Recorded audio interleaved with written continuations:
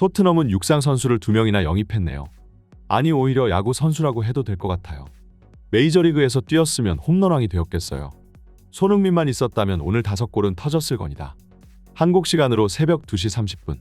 토트넘이 맨체스터 유나이티드의 홈구장 올드 트래포드를 방문했습니다.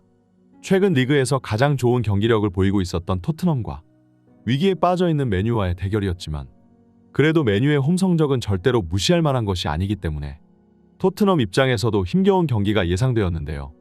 특히나 팀의 에이스인 손흥민 선수가 아시안컵으로 떠나버렸기 때문에 포스테코글루 감독 입장에서는 선발 라인업을 구성하는 데 굉장히 많은 고민을 했을 겁니다. 하지만 수비수의 핵심 센터백인 로메로와 반더벤이 부상에서 복귀하여 오랜만에 파트너를 이루었고 마침내 토트넘은 몇 개월 만에 자신들의 베스트 수비 라인을 갖추게 되었는데요. 빌드업을 중요시하는 팀들은 항상 후방 지역에서부터 볼줄기가 시작되기 때문에 토트넘은 손흥민이 빠진 상황에서도 무리 없이 맨유를 상대로 점유율을 가져갈 수 있었습니다. 그러나 가장 큰 문제는 바로 최전방 공격진이었는데요. 최근 부활한 히샬리송이 중앙 공격수 자리를 지키고 있다고는 하나 이번 겨울 임대되어 온 베르너와 영입생은 존슨의 결정력은 불안하기 짝이 없었기 때문이죠. 게다가 토트넘의 중원도 메디슨은 부상으로 빠져있고 비수마와 사르는 네이션스컵에 출전했기 때문에 스킵과 호이비에르 그리고 벤탄쿠르와 같이 후보 선수들로만 이루어져 포백 라인을 제대로 보호해주지 못했습니다. 그렇기 때문에 전반전 기분 좋은 출발은 한 것은 맨체스터 유나이티드였는데요. 맨유의 역습이 제대로 먹혀들었고 공격수 호일룬이 왼발로 호쾌한 한 방을 터뜨리면서 자신들의 홈에서 앞서 나가기 시작했습니다. 하지만 토트넘은 손흥민이 없는 만큼 이번 경기는 세트피스 전략을 제대로 준비해왔고 18분 히샬리송이 코너킥에서 헤딩골을 터뜨리며 곧바로 따라잡았는데요. 이걸로 히샬리송은 벌써 최근 리그에서만 6골을 꽂아넣는 중이고 손흥민의 공백을 메꾸고자 엄청난 집중력을 이번 경기에서 보였습니다. 하지만 가장 큰 문제는 바로 양쪽 측면에 있는 파트너 공격수들이었는데요. 티모 베르너는 최악의 결정력으로 전 세계에서 가장 유명한 선수라고 할 수 있고 그렇기 때문에 토트넘이 이 선수를 데려온다 했을 때 과거 베르너를 팀에 보유하고 있던 첼시 팬들은 대폭소를 터뜨렸습니다. 하지만 토트넘은 베르너의 결정력을 직접 체감하지 못했었고 어디까지나 손흥민 옆에서 더미 플레이를 해줄 수 있는 선수를 원했기 때문에 베르너의 단기 임대 영입은 현 토트넘의 환경에 맞는 적합한 선택이라 내다보았는데요. 그러나 오늘 경기 베르너가 연속으로 홈런을 때리는 걸 지켜보며 토트넘 팬들은 괜히 라이프치히가 시즌 도중에 선수를 넘겨준 게 아니구나 하고 실감했습니다. 맨유의 테나흐 감독은 라인을 높게 끌어올리는 성향의 인물이고 그런 만큼 이번 경기 자신들도 기회를 많이 잡았지만 그 반대로 토트넘도 수많은 역습 기회를 잡을 수 있었는데요. 하지만 히샬리송이 수비수와 등을 치면서 공을 지켜내주어도 양쪽 측면에 있는 베르너와 존슨이 모든 기회를 허공으로 날려버렸습니다. 전반전 토트넘에게 찾아온 무수한 찬스들을 무산시켜버리자 결국 차례가 돌아온 것은 맨체스터 유나이티드였고 39분 맨유는 다시 한번 역습을 성공시키면서 레시포드의 추가골을 기록했는데요. 오늘 베르너와 존슨이 기회를 잡은 위치들을 보면 하나같이 손흥민이 가장 선호하는 자리였기 때문에 이번 경기를 하프타임까지 지켜본 영국 매체 스포츠 패널들은 손흥민이 이 경기에 출전했다면 토트넘은 이미 4골은 더 넣었을 것이다. 오늘 맨유의 측면에는 구멍이 슝슝 뚫렸다. 솔직히 말해서 중위권 수준의 수비 조직력보다도 못했다. 맨유의 테나흐 감독은 공간을 내주는 대신 더 공격적으로 라인을 올려 많은 기회를 잡겠다는 생각이었고 이는 토트넘 측에 손흥민이 없다는 걸 파악한 정확한 전력 분석이었다. 평소와 같이 손흥민이 출전했다면 맨유는 이미 전반전 흠씬 두들겨 맞았을 것이다. 후반전에도 여전히 토트넘에게는 기회가 찾아올 것이다. 하지만 최전방 공격진의 슈팅 0점이 제대로 잡히지 못한다면 토트넘은 최악의 결과를 맞이하며 집으로 돌아가게 될 것이다.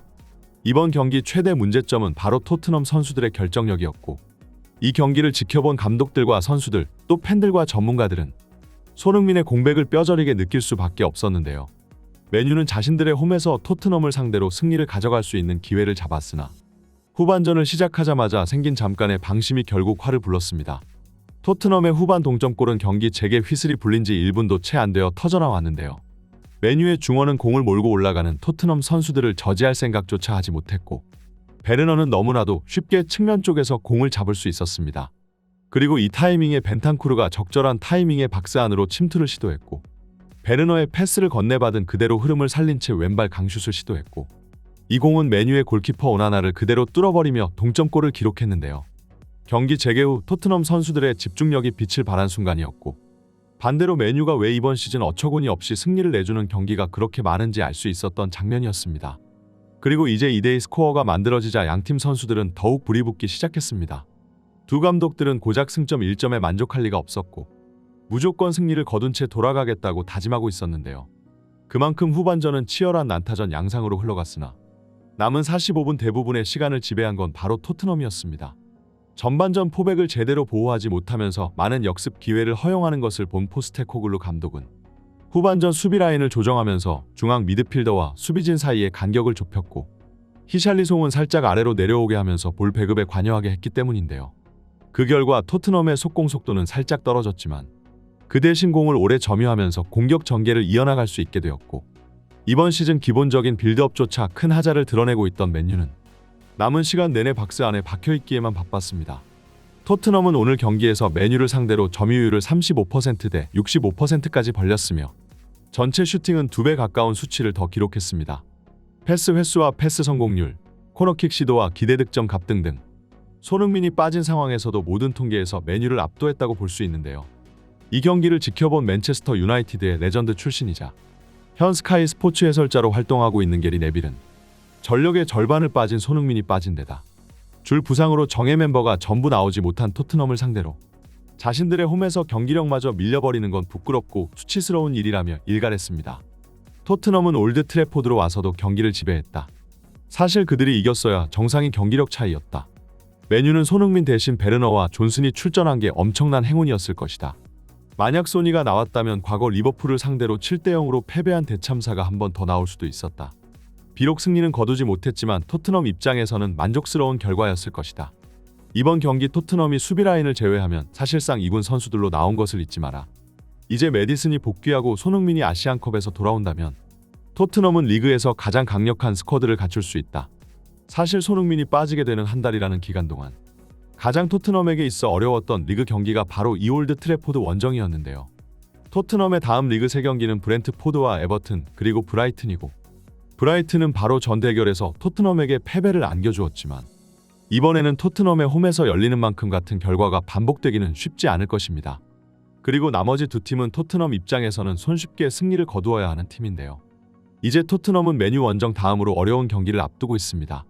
비록 리그 경기가 아닌 팝컵이지만 맨체스터 시티와 맞붙는 이 대결은 손흥민의 공백을 가장 뼈저리게 느낄 수 있는 경기가 될 텐데요. 하지만 이번 대결은 토트넘의 홈에서 열리는 만큼 맨시티의 처참한 토트넘 원정 성적에 기대보는 수밖에 없을 것 같네요. 손흥민은 1월 15일 저녁 8시 30분 아시안컵에서 바레인과 대결을 가지게 됩니다.